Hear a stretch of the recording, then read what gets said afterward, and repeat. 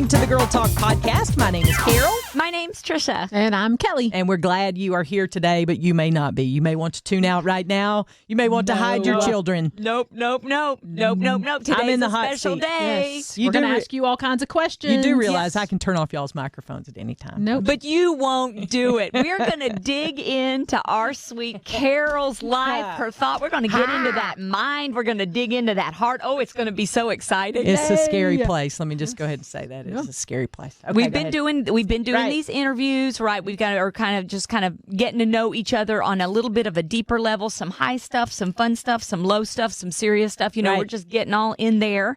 And today is Carol's turn. Here I am. We're so excited. So you may think you already know everything about Carol, but you don't. No, we're going to you dig don't. in there and get some fun stuff, right, Kelly? Yes, we are. Y'all We're haven't so called excited. any special guests or anything that I should know about. This is your life. Come on in.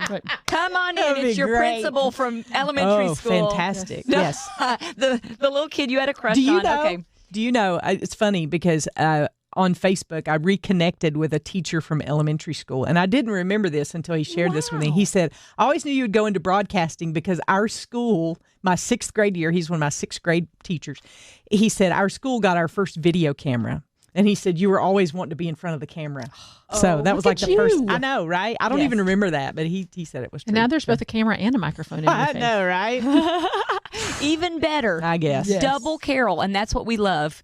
All right. We love you, Carol. Okay, Thank you, so let's get started with the question that we've sort of been thinking about. What is your perfect day? And as we have said before, you know, there's no constraints, no time, no money, no, realisticness.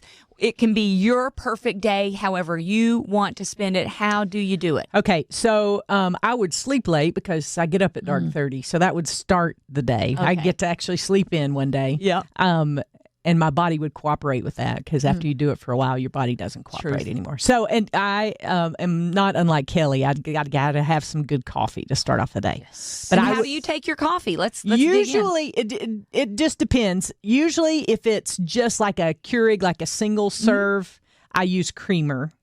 Hazelnut's my favorite. Also like sweet cream, so a little bit of that in there just is the best. If I do French press, I'm more likely to drink it darker because I like the bolder tastes of French press coffee. How much coffee do you do? I don't feel like we need to share everything. No, we need to know this. The coffee is what drink- makes the trumpet work. That is exactly. That tells you how much I've had, right? So, here's the interesting thing. I used to drink a lot more coffee than I do now because I've realized I'm getting to the age now where I realize that could not be good for my heart, to explode it every day. Because I used to just pretty much like make a pot and drink on it all day long. Really? Okay. Like an entire 12-cup pot. Like one of the, wow. That's not good for you?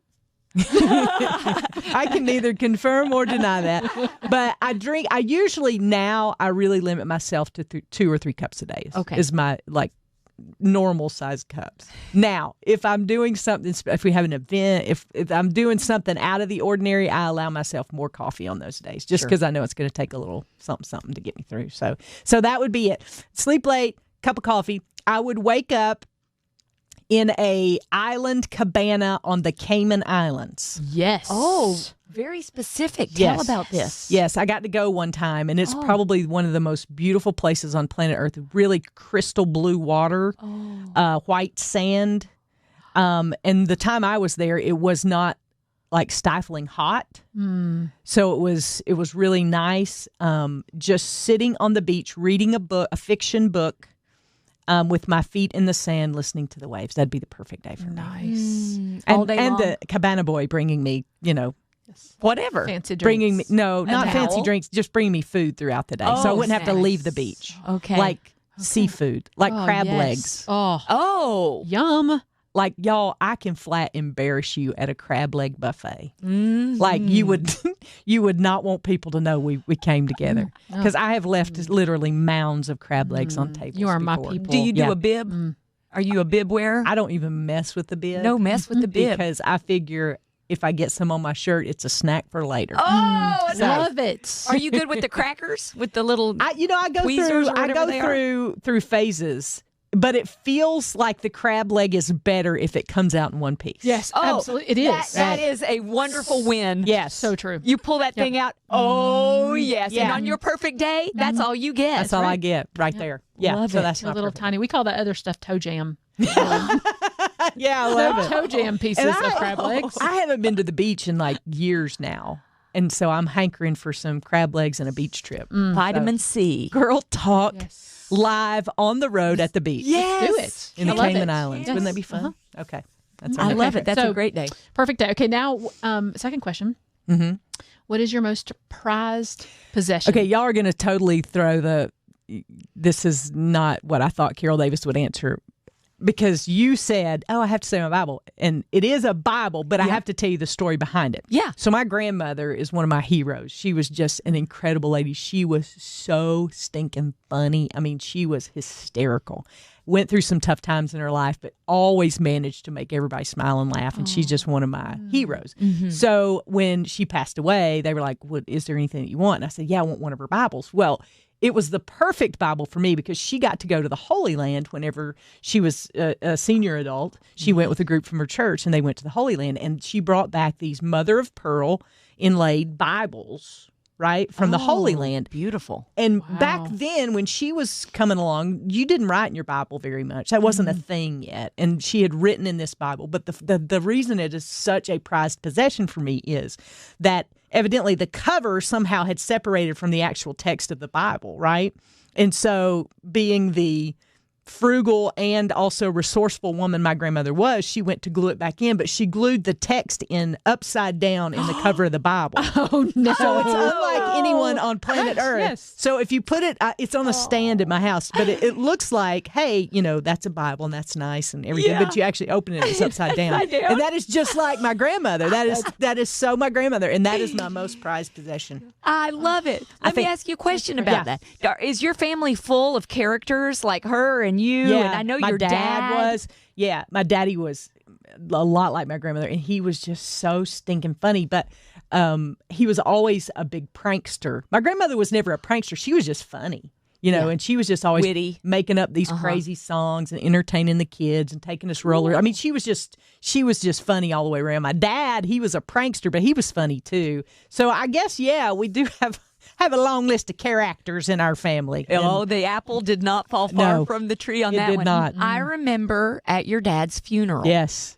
It was just so amazing because all of these men that were his friends forever and had been pranked by him or had pranked him stood up and they would tell story after story of their experience with your dad. And it was hilarious, but it was also beautiful and touching and all of that. That was my very most favorite part. Yeah. I mean, I know it's kind of weird to have a favorite part of the funeral, but it was a celebration of his life. Yeah. And I left that experience going, I hope people tell stories about me like this when I pass away, because it really was honoring of my father, and that's exactly what he would have wanted.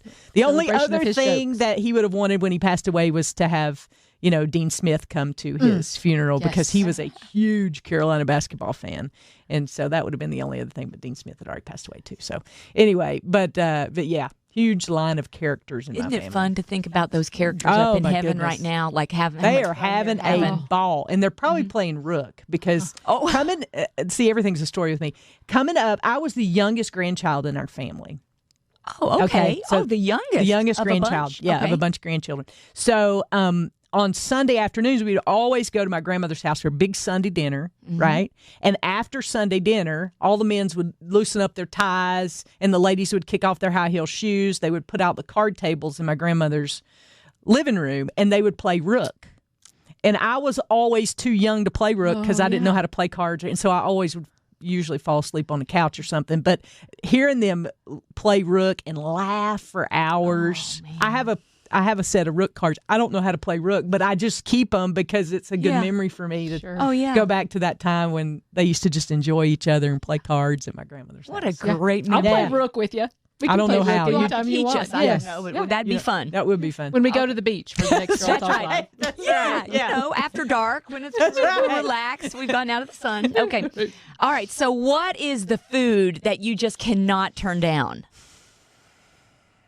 This one's hard for me because I'm not really I said crab legs. I could probably eat crab legs at any day. But I'm also a meat and potatoes girl. Like I love a good steak and a baked potato any day of the week. Okay. Like I can eat that. Do you have something you eat a lot? Is there something that you eat like on a regular basis? I've gotten into. I tend to eat. The older I get, the more I eat for like. I eat to live, not live to eat. Because I lived part of my life where I lived to eat, and I think I just got kind of burned out on that. So now it's a different kind of taste and a different kind of palate. I eat a lot of.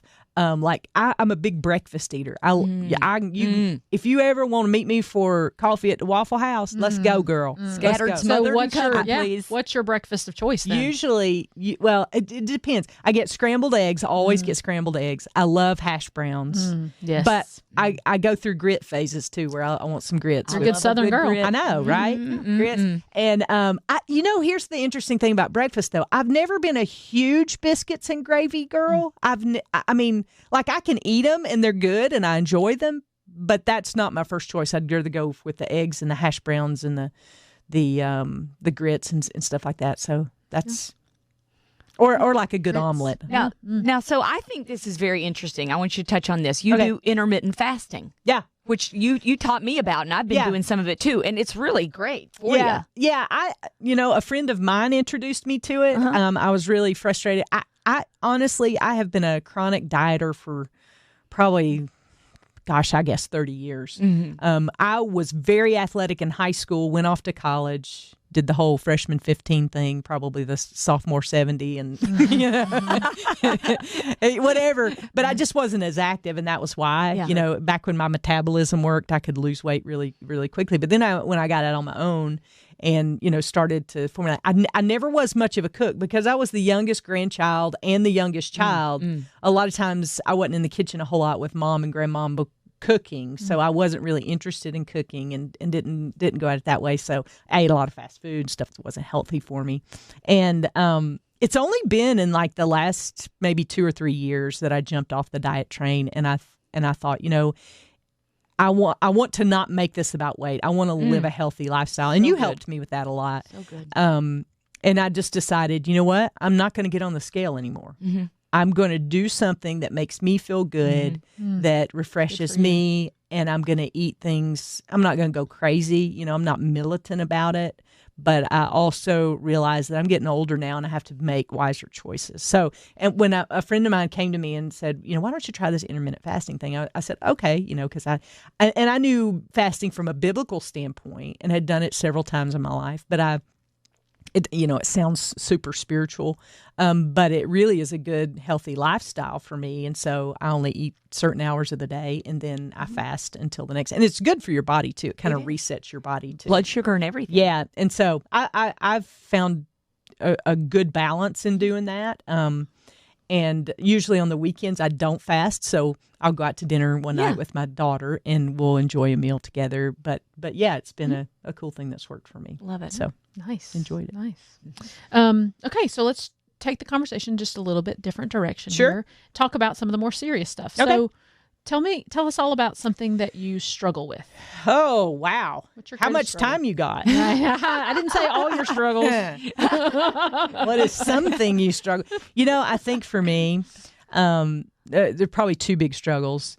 As a performer, I struggle with not letting that be my identity.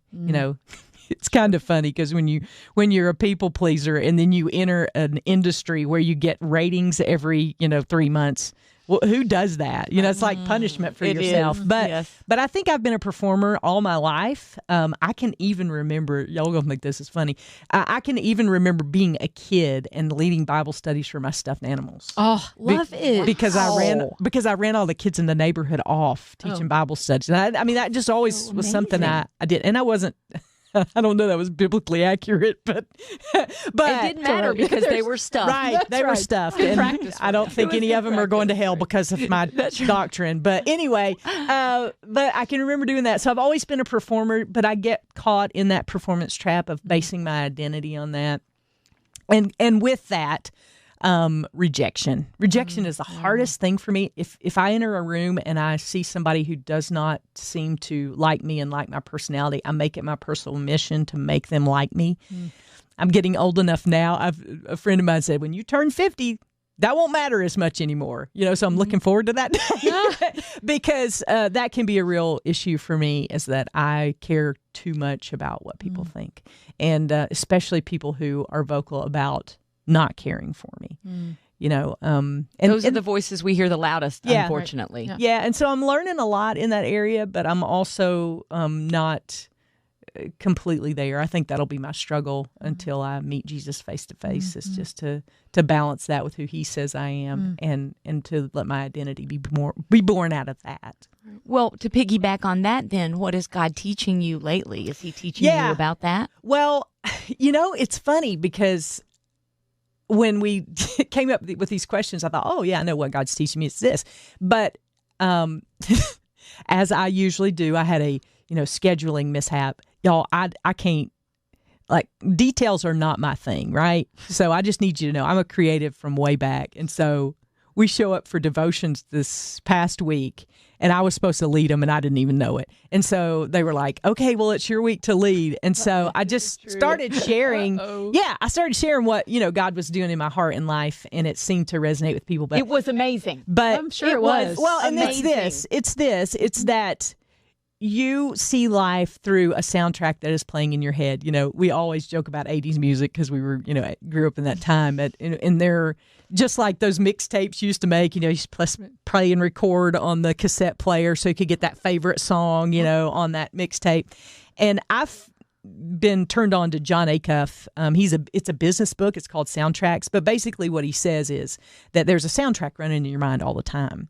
And sometimes we have to stop and say, is that a broken soundtrack? And I've had some things happen in my life recently where I realized that I was listening to a broken soundtrack that was formed in me years ago. And he goes on to say you need to retire those soundtracks and replace them. And so I'm really in a battle right now to go back and identify some of those broken soundtracks in my own life, and to try to replace them and to repeat them until I really get that in my head. So that is what God is teaching me, that renewing your mind thing, He really meant that, and that it is possible. I always thought renewing my mind was just thinking about the things that God said about me, and that is part of it. But in order to do that fully, you have to go back and identify those negative things and those behaviors that your mind goes to and replace them. And that's the part that I've missed all my life. I wish I'd learned that 20 years ago. Are you doing it? I'm trying. I'm not perfect at it and never will be. But and he goes on to say that sometimes it's turning down the old negative soundtrack. The volume. Yeah, turning down the volume on it and turning up what God says about you. And so I'm in process, I'll say, but I've also learned that the journey is not about perfection, it's about progress. And when I stop making it about perfection, then I feel a lot better about where I am and growing and still learning stuff. How do you think somebody can identify the soundtrack playing in their head? Somebody listening? Well, I'll give you a very practical example. So this sounds so stupid and shallow, but I'm going to share it anyway. So we had our new pictures taken for Girl Talk, right? And y'all know I hate having my picture taken. Hate it. Yeah. I despise it. And I was doing a creative writing exercise one day, and it said, identify a character. It can be you, and identify something they're trying to get rid of but can't. And we had just had those pictures taken, and somebody said, you need to change your profile picture over to the new picture. And I was like, I don't really want to do that, and I hate having my picture. And I kept doing that in my head, and I started writing about this character who is me, trying to get rid of something but couldn't, and it was that thought of I hate having my picture taken. And God, very clearly in the middle of a creative exercise, in the middle of a photo shoot, took me back to why I hated having my picture taken. It happened 20 some odd years ago. I was on a trip with a big group, and somebody took a picture of me that was less than flattering. And it was somebody I trusted. And when we all went to dinner that night, I walked in and everybody started laughing and punching each other. And I knew that the picture had been passed around that room. And that was the moment when I began to say, I'm never having my picture taken again. I'll never take a flattering picture. I hate having my picture taken. That's where it started. And God took me, y'all. He took me right down, and I sat in that room. It was almost as if I was there again. And God was like, how long are you going to let this go on? And that sounds all stupid and superficial, but I honestly really had a moment with God, and He's like, you know what? You are allowing that person to tell you who you are and when you're going to have your picture taken. Wow. And how long are you going to let that happen? But in the tender way that God does and speaking to us through that, He just has lovingly kind of helped me through that and loved me through it to see that that's a broken soundtrack, and I need to go after that. And so that's just a practical Thank you way. for sharing that, because I think that really can resonate with all of us. And truth is, I messed up. I'm sorry. I asked a question Kelly was supposed to ask. That's okay. That's all right. So I'll just go back to Trisha's question that she was going to ask you, which is, what part of your story is unexpected? Wow. I guess we all have dreams when you're, writing your name on a notebook with the guys. You never think you'll be writing your name solo. I never thought I'd be a single parent in all my life. And that's not, what I wanted. When I think about, disappointments in my life, I think about my daughter, and that's not what I wanted to raise her in. But I can say now, 12 years later, when my life fell apart and my marriage fell apart and I found myself as a single parent, I think those first couple of, days were just about remembering to breathe, because honestly, and if you've ever been through that kind of experience in your own life, you know that the things that seem like so automatic right now, like breathing, are hard. Like picking out an outfit to come into work was like the biggest deal. Wow. And it was too, I was on the morning show here with a guy named Matt Stockman, who was great during that time, but it's probably the funniest days of my ministry here, when my personality was really coming out on the air. You were being funny on air. Yeah, and it was, my goodness, I was going home and I was closing the blinds and completely just shutting off from the world. Wow. Scared. With a 2-year-old, right? A 2-year-old. Well, not quite a 2-year-old, actually. Yes. Yeah. Almost 2. So that was very unexpected. And in the days that followed, I had to step down from the morning show and take midday show because I didn't have anybody to stay with my daughter in the mornings. And I did that for about a year. And I thought ministry as I knew it was over for me, because we got some emails here at the radio station. People thought I should step down. And being a people pleaser and a performance person, I really took that hard. Sure. And so that was unexpected, but also unexpected was to see God use it and to redeem it in ways I never dreamed He could. And He has, Carol. He really has. And it's just, nobody's more surprised than me, every time He does it, because I also, one of those emails came in, one lady said, I realized that you're just like me. Life doesn't always work out like we prayed that it would, and I realized you're just like me. And that was like the biggest compliment anybody ever paid me. So it was a testing of my faith. It was a deconstruction of my faith, but it was also a building of my faith in an area that I never thought was possible. And to see beauty come out of that brokenness has been a joy of my life. That's because you chose to allow yourself to be used by God. Yeah. That is not an automatic thing. You made the choice to be vulnerable. You made the choice to share some of the deepest hurt of your life in order to show people that you can keep going, that God has a plan.